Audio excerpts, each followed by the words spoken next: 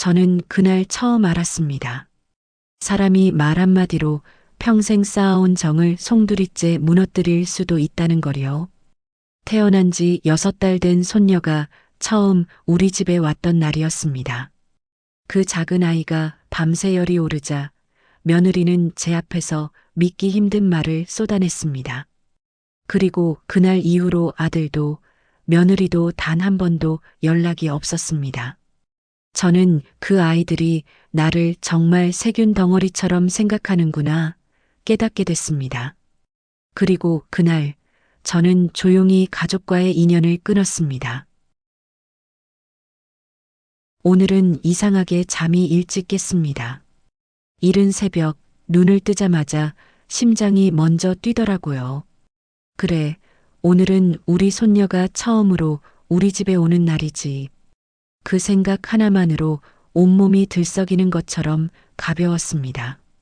나는 누웠던 이불을 정리하고 일어나면서부터 마음이 분주했습니다. 거실 형광등 스위치를 켜니 오래된 조명 아래 집안이 느릿하게 밝아졌고 그 순간부터 이 집이 오늘만큼은 더 따뜻해 보였어요. 그래, 오늘만큼은 깨끗해야지. 나도 모르게 중얼거리며 빗자루를 들었습니다. 바닥을 쓸고 닦으니 손 닿는 곳마다 먼지가 보이는 듯 했습니다. 평소에는 무심히 지나가는 자리였는데 오늘은 사소한 얼룩도 그냥 두고 볼 수가 없었습니다. 내 집이 오래되고 낡은 건 알고 있지만 그래도 첫 방문하는 손녀 앞에서는 최대한 정갈하게 보이고 싶었거든요. 싱크대는 세제를 조금 더 넣어 구석까지 박박 문질러 닦고 수세미도 새 걸로 꺼내 사용했습니다. 냉장고 문짝에 묻은 손자국도 몇 번이고 닦고 찬장 문도 열어 오래된 그릇들을 꺼내 하루치 설거지처럼 다시 씻었습니다. 아무도 모를 티끌 하나였지만 그 작은 것까지 신경 쓰는 마음이 이제와 돌아보면 참 나다운 모습이었어요.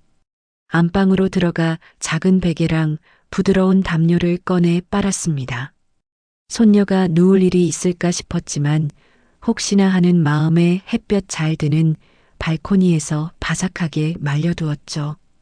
따뜻한 햇빛 냄새가 나면 아기가 편안해하지 않을까 그런 소소한 기대가 스스로도 귀엽더라고요. 탁자 옆 한쪽 공간도 비워두었습니다. 며느리가 가져올 가방이나 아기용품을 두기 편하게 마치 작은 자리라도 마련해두고 싶었거든요. 이게 별것 아니지만 혹시 불편할까 하는 생각이 먼저 드는 게 시어머니 마음 아니겠어요. 점심 무렵이 되자 우리 언니와 동생도 집으로 오기 시작했습니다. 큰언니는 늘 그렇듯 문을 열자마자 아이고 집안 냄새 고향 냄새 난다 하며 웃음을 터뜨렸고 막내 동생은 장을 봐왔다며 과일과 간단한 반찬들을 내밀었습니다. 나는 분주하면서도 오랜만에 언니 동생이 모이는 분위기가 참 좋았습니다. 오늘은 우리 손주 첫 방문이니까 잘 좀 봐줘. 내 말에 언니는 아이고 당연하지. 얼마나 예쁠까 하며 손뼉을 치더군요. 주방 테이블 위에는 감자전 재료와 과일들이 가지런히 놓였고 언니는 칼질을 도와주고 동생은 상을 차릴 접시를 꺼내 정리해 주었습니다. 집안에 사람 소리가 많아지니 괜히 따뜻해지고 작지만 정성스러운 잔칫날처럼 느껴졌습니다. 나는 거울 앞에 서서 옷을 몇 번이고 갈아입었습니다. 평소 입던 편한 옷은 너무 성의 없어 보일까 싶어 오래전에 사두고 거의 입지 않던 블라우스도 꺼내 입어봤습니다. 색이 조금 바래고 주름도 있었지만 그래도 마음이 단정해지는 느낌이라 그대로 입고 있었습니다. 머리도 빗어보고 화장도 아주 살짝 했습니다. 입술에 색을 넣었다가 너무 진한가 싶어 다시 지우고 그러다 또 괜찮아 보여서 조금만 다시 발랐습니다. 손녀가 날 보고 겁먹지 않도록 너무 지저분해 보이지 않도록 애써 중간 어딘가를 찾는 느낌이었어요. 나이 들수록 꾸미는 일이 줄었는데 오늘은 나도 모르게 청춘 같은 설렘이 자꾸 스며들었습니다. 할머니, 저 왔어요. 진짜 반가운 목소리가 들렸습니다. 며느리와 아들, 그리고 내 품에 처음 들어올 손녀의 앙증맞은 울음소리. 나는 현관으로 걸어가면서도 숨을 고르며 천천히 스스로를 다독였습니다. 하지만 마음은 이미 문 앞에 달려나가 있었죠. 그리고 문이 열렸습니다. 작은 분홍색 담요에 쌓여 반짝이는 눈동자로 나를 바라보는 6달 된 손녀. 세상에서 제일 예쁜 생명체가 내 눈앞에 있었습니다. 그 순간 시간까지 고요해진 것 같았어요. 나는 조심스럽게 손녀에게 손을 뻗으며 말했습니다. 아이고, 우리 손녀, 드디어 왔네. 어쩜 이렇게 예쁠까? 말을 하는데 목끝이 시큰해지더라고요. 손녀의 작은 손이 내 손가락을 살짝 잡는 순간 내 심장 깊은 곳이 환하게 빛나는 것처럼 따뜻해졌습니다. 그 짧은 접촉이 나에게 얼마나 큰 기쁨인지 말로 다 하지 못하겠더라고요. 나는 몰랐습니다. 이 따뜻함이, 이 설렘이 불과 몇 시간 뒤에는 평생 잊지 못할 상처로 변하게 될 줄은. 손녀가 우리 집에 들어온 첫 순간부터 나는 그저 바라보는 것만으로도 벅차고 기뻤습니다. 분홍빛 담요에 쌓인 작은 얼굴이 반짝거리는 듯했고, 손녀는 처음 보는 집인데도 무서워하지 않고 손가락을 오물거리며 이리저리 눈을 굴렸습니다. 아이고, 천사가 따로 없네. 큰언니가 제일 먼저 감탄했고, 막내 동생은 손녀의 발끝을 보고는 발이 어쩜 이렇게 조그마니, 나 죽겠다 진짜, 하며 웃음을 터뜨렸습니다.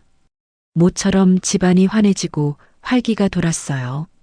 나는 며느리에게 내가 안아볼까? 라고 조심히 말했고, 며느리는 저에게 손주를 안겨주었습니다. 손녀는 한동안 무척 얌전했어요. 우리 손녀 왔어? 할머니한테 왔어? 하고 속삭이자 작게 에에하며 웃기도 했습니다. 그 웃음 하나가 내 마음에 온종일 햇빛처럼 남아 있었어요. 그런데 해가 지기 시작하면서 아이의 표정에 변화가 왔습니다. 며느리가 분유를 먹이려 해도 젖병을 밀어내고 몸을 비틀더니 갑자기 울음을 터뜨렸습니다. 처음엔 잠투정인가 싶었어요. 아기들이 환경이 바뀌고 예민해지면 원래 저럴 때도 있으니까요. 하지만 손녀의 울음은 금세 단순 칭얼거림이 아닌 진짜 고통을 호소하는 울음으로 바뀌었습니다.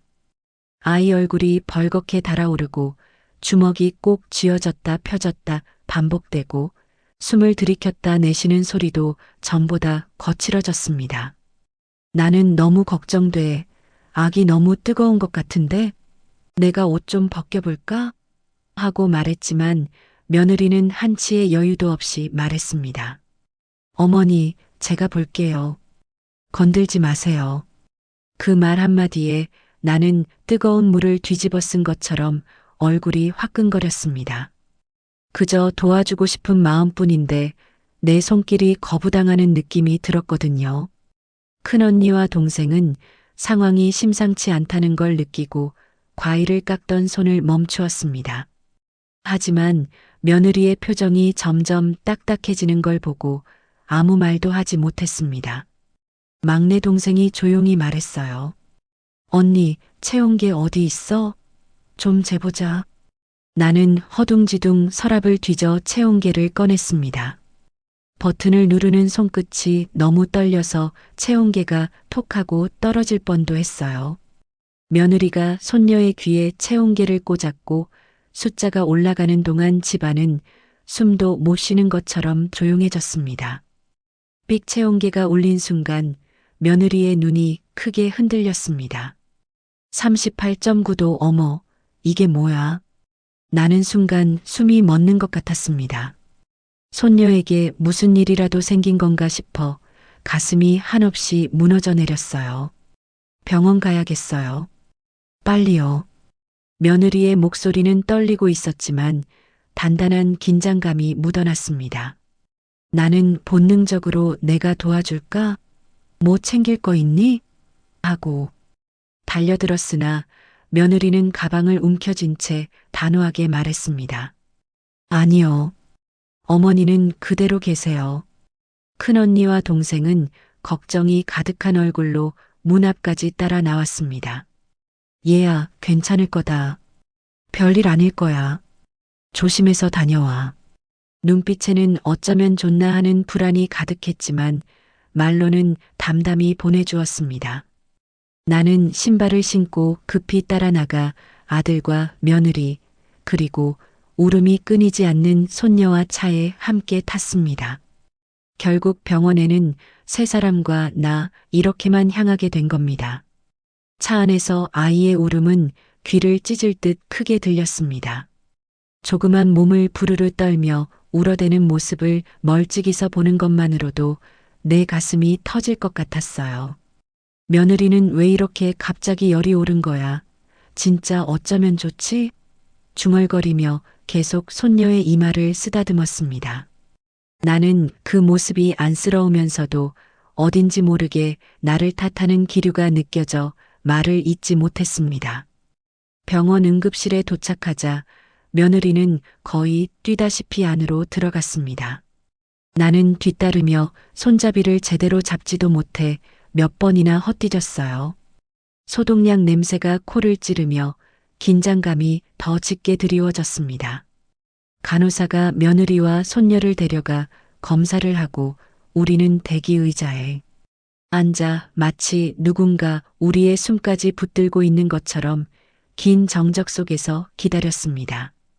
아들의 손등에는 식은 땀이 맺혀 있었고 나는 손을 모으고 기도하듯 눈을 감았습니다.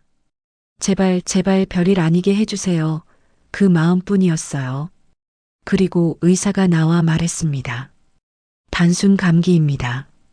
열이 갑자기 오른 것뿐이에요.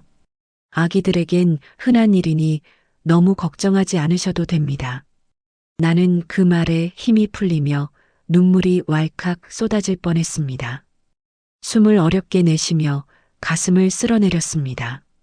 하지만 바로 그 다음 며느리는 의사의 말도 끝나기 전에 차갑고 원망 어린 눈빛으로 나를 보며 말했습니다. 감기요? 그럼 어머니 집에서 뭐가 옮았다는 거네요. 집이 너무 오래됐고 먼지도 많고 오기 전부터 사실 걱정되긴 했었거든요. 그 말은 칼끝보다 날카롭게 내 마음을 찔렀습니다. 그녀는 한숨을 크게 내쉬고 아들을 향해 툭 던지듯 말했습니다. 내가 뭘 했어. 아기 데리고 그런 집 가면 안 된다니까. 나는 아무 말도 하지 못했습니다.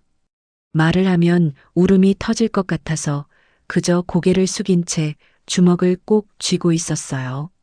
그날 밤 손녀의 울음보다 며느리의 목소리가 내 마음을 더 뜨겁게, 더 아프게 흔들었습니다. 그리고 나는 알았습니다. 따뜻했던 낮의 설렘이 그저 긴 악몽의 시작에 불과했다는 걸. 병원에서 단순 감기라는 말을 들었을 때 나는 다리에 힘이 풀릴 만큼 안도했습니다. 손녀의 작은 얼굴이 고열에 달아올랐던 모습이 계속 눈앞에 맴돌고 있어서 의사의 진단은 그 자체로 한 줄기 빛 같았거든요. 하지만 그 빛은 며느리의 말 한마디에 순식간에 꺼져버렸습니다. 어머니, 집 때문 아닐까요? 나는 순간 내가 잘못 들은 줄 알았습니다.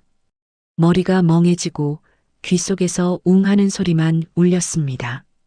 며느리는 의사를 향해 말하는 듯 하면서도 시선은 나에게 곧장 박혀 있었습니다. 집이 너무 오래됐고 환기도 잘 안 되고 먼지도 많았잖아요. 아기가 아픈 게 어머니 집 때문일 수도 있죠. 그녀는 말끝을 흐리지 않았습니다. 정확하게, 또렷하게 나를 겨냥하고 있었습니다. 아들은 그 순간 입술을 달싹거리다 말고 그저 고개만 떨군 채 아무 말도 하지 않았습니다. 그 표정이 더 서러웠습니다. 내 편이 되어주지도 못하는구나. 그 마음이 참 깊게 박히더라고요. 나는 대답을 하려다 목이 탁 막혀버렸습니다. 말을 꺼낼 용기조차 없었습니다. 내가 뭘 그렇게 잘못한 걸까? 그 생각이 들자 숨이 가팔라지고 손끝이 시려왔습니다. 그때 의사가 중간에 말했습니다. 집 환경 때문이라기보다는 아이들 감기야 워낙 흔합니다. 너무 자책하실 필요 없습니다. 나는 그 말에 잠깐 숨을 돌릴 수 있을 줄 알았습니다. 하지만 며느리는 의사의 말을 들은 척도 하지 않았습니다. 흔하다뇨? 우리 애는 이런 적 한 번도 없었어요. 사람 많은 백화점을 가도 괜찮았어요. 어머니 집에 와서 갑자기 아픈 건데 그럼 안 이상한가요? 어머니 집에. 그 말이 유난히 크게 들렸습니다.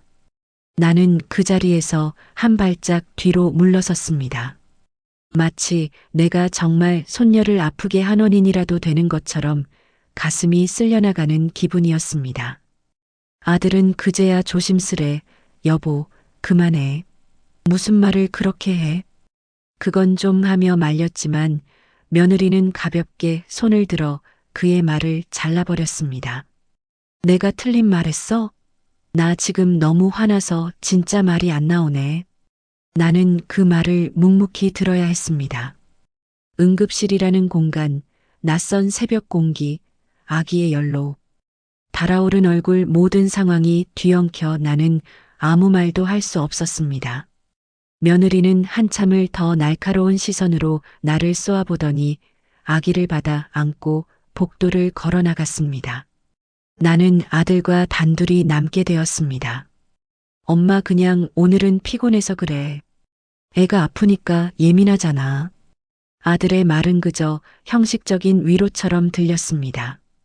진심이 아닌 게 너무 분명했어요. 아들의 눈빛은 며느리를 걱정하는 쪽에 더 향해 있었고 나를 안심시키는 말은 입술 끝에도 걸려 있지 않았습니다. 나는 고개를 끄덕이며 겨우 대답했습니다. 그래. 피곤해서 그랬겠지. 말은 그렇게 했지만 내 속은 완전히 무너져 있었습니다. 다시는 되돌릴 수 없는 금이 가슴 한가운데에 쩍 하고 생기는 느낌이었어요. 응급실 밖으로 걸어 나가는데 새벽 공기가 살얼음처럼 차갑게 느껴졌습니다. 아무리 숨을 쉬어도 속이 답답하고 울렁거렸습니다. 집에 다시 돌아왔을 때 집안엔 아무도 없었고 식탁 위엔 언니와 동생이 걱정스레 두고 간 메모만 남아 있었습니다. 얘야, 연락해라. 우리 먼저 간다. 나는 그 메모를 읽으며 가만히 의자에 주저앉았습니다. 등 뒤가 벽에 닿아도 마음은 허공에 붕 떠 있는 것처럼 어지러웠습니다. 그날 밤 나는 거실 한가운데서 혼자 조용히 울었습니다. 크게 소리도 내지 못한 채 그저 눈물만 조용히 흘렀습니다. 아무리 생각해도 대체 내가 뭘 잘못했을까? 머릿속에서 그 생각만 계속 돌고 돌았습니다. 내가 아기를 안았던 거? 내가 그저 도와주려 한 거? 내 집이 오래된 거? 낡은 벽지? 정말 그것들이 그렇게 큰 잘못이었나? 손가락 사이로 눈물이 떨어지며 나는 아주 작은 목소리로 혼잣말했습니다. 내가 그렇게까지 나쁜 사람이었나? 그리고 그 새벽 나는 처음으로 며느리가 나에게서 어떤 감정으로 뒤돌아섰는지 정확히 느낄 수 있었습니다. 그 감정은 냉랭함도 불편함도 아니었습니다. 멸시. 그게 가장 가까웠습니다. 나는 그 새벽 내 존재가 한순간에 낡은 벽처럼 무너져버리는 소리를 분명히 들었습니다. 다음 날 아침 눈을 떴는데 눈꺼풀이 펑펑 부어 있었습니다. 밤새 한숨도 제대로 못 잤더니 머리는 띵하고 온몸이 축 처진 기분이었어요. 핸드폰을 보니 아들도 며느리도 아무 연락이 없었습니다. 단 한 줄의 톡도요. 어머니, 어제 죄송했어요. 그런 말까지는 바라지도 않았지만 아기의 상태는 좀 어떤지, 잠은 잘 잤는지, 정도는 말해줄 수 있지 않았을까 하는 마음이 들었습니다. 하지만 카톡창은 밤새 불이 한 번도 안 들어온 것처럼 조용했습니다. 그 침묵이 더 괴로웠습니다. 나는 차를 끓여 마시며 전날 며느리가 했던 말들을 떠올렸습니다. 어머니 집에 와서 아픈 거잖아요. 그 말이 참 뼛속까지 스며드는 것처럼 고통스러웠습니다. 아무리 생각해도 나는 손녀를 위해 할 수 있는 만큼 다 했는데 그걸 이렇게까지 말해도 되는 건가 싶었어요. 그래도 속으로 계속 변명하듯 말했습니다. 애가 아픈 게 나 때문이어선 안 된다. 그럴 리도 없고 그냥 애가 예민했던 거겠지. 그렇게 되뇌이면서도 마음 한구석에서는 그래도 어제 말은 너무한 것 아니었나 하는 생각이 자꾸 수면 위로 떠올랐습니다. 참으려 했습니다. 그래도 참아야 한다고 계속 나 자신을 눌렀어요. 하지만 시간이 지나도 며느리에게서 아무 연락도 없고 아들마저 연락이 없으니 온몸이 뒤틀리는 것처럼 불안해졌습니다. 결국 점심이 가까워질 무렵 나는 핸드폰을 들고 수십 번이나 전화 버튼을 누를까 말까 고민했습니다. 전화를 해야 하나 아니면 그냥 기다려야 하나 정말 수십 번을 망설였어요. 그러다 결국 나도 모르게 통화 버튼을 눌러버렸습니다. 심장이 콩 뛰었어요. 그리고 며느리의 목소리가 들렸습니다. 왜요, 어머니? 말투가 이미 차갑게 굳어 있었습니다. 나는 혹시 오해를 풀 수 있을까 싶어 애써 부드럽게 말했습니다. 우리 손녀는 좀 어때? 열은 내렸어? 네. 약 먹고 지금 잠들었어요. 어제 너 나한테 했던 말이 내가 잘못 들은 건가 해서 그 우리 집 때문에 아기가 아팠다는 그 말.